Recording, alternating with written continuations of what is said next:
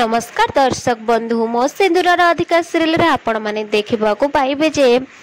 मुक्ति पोखरी रे ठाकुर को प्रणाम कर समय पछरे नताशा और शालिनी दी जन थे आ नताशा मुक्ति पर राग रखिकी से पोखरी भितर को ठेलीदेवे आ मुक्ति से पोखरी भितर खसी पड़ी छटपट होते एपटे नताशा और शालिनी दी जन आसिक लुचिजे आ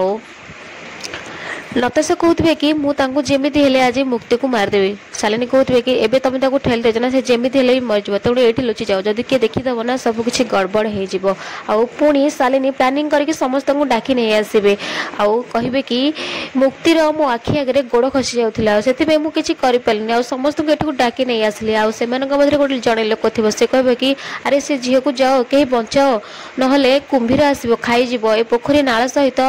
संयुक्त होती कुंभीर आसो ना से झील को खाईज जाओ कहीं बचाओ एमती कहला आदि शेष से पोखरी भितर को डेई पड़े हाँ दर्शक बंधु आदि ही मुक्ति को बचे नहीं आसबे।